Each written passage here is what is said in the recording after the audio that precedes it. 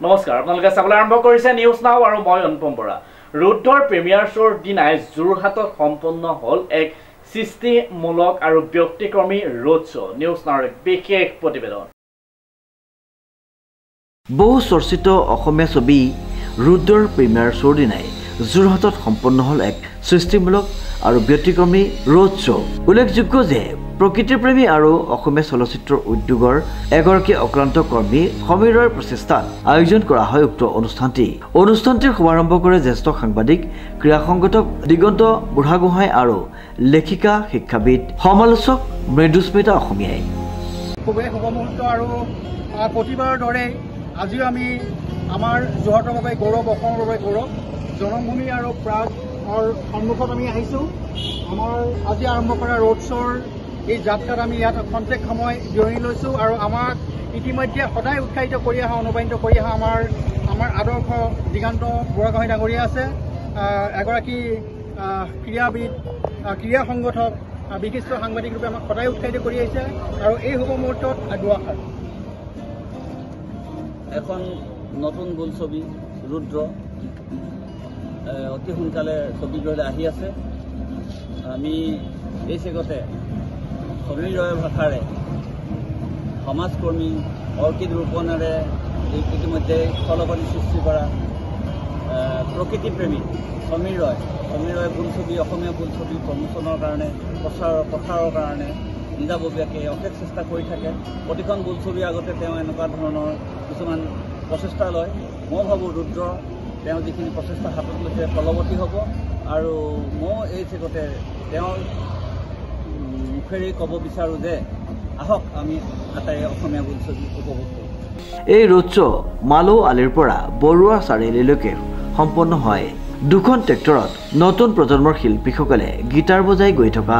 দৃশ্য সঁচাকৈয়ে আকৰ্ষণীয় হৈছিল বিশিষ্ট সাংবাদিক দিগন্ত বুঢ়াগোহাঁয়ে নিজা বক্তব্যত কয় যে এয়া সমীৰ ৰয়ৰ অসমীয়া চলচ্চিত্ৰ উদ্যোগৰ বাবে এক প্ৰশংসনীয় প্ৰচেষ্টা বুলি অভিহিত কৰি ৰুদ্ৰকো অসমবাসী ৰাইজে আঁকোৱালি ল'ব বুলি আশা প্ৰকাশ কৰে লেখিকা শিক্ষাবিদ সমালোচক মৃদুস্মিতা অসমীয়াই কয় যে ৰিজাৰ্ভ বাছযোগে মানুহ আনি চিনেমা দেখুওৱা সমীৰ ৰয়ৰ প্ৰচেষ্টাৰো শলাগ লয় আৰু ৰবি শৰ্মা অভিনীত ৰূপক গগৈ পৰিচালিত এক সুন্দৰ ছবি ৰুদ্ৰকো ব্লকবাষ্টাৰ শ্ৰী ৰঘুপতিৰ দৰেই আঁকোৱালি ল'ব বুলি আশা প্ৰকাশ কৰে গতিকে আমি অসমীয়া মানুহে অসমীয়া চিনেমা চাব লাগিব যাব লাগিব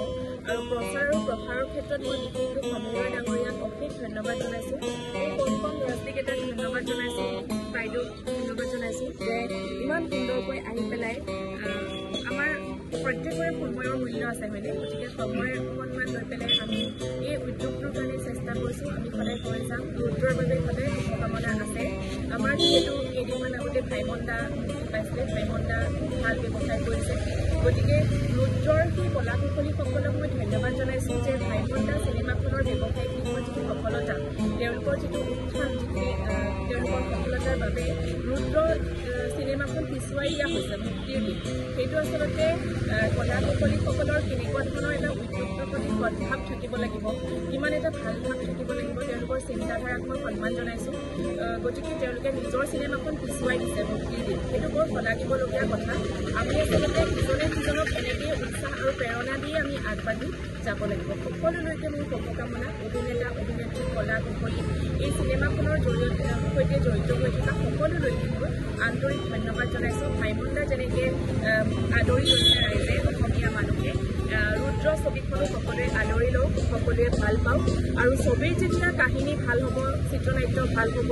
অভিনেতা অভিনেত্ৰীসকলৰ অভিনয় ভাল হ'ব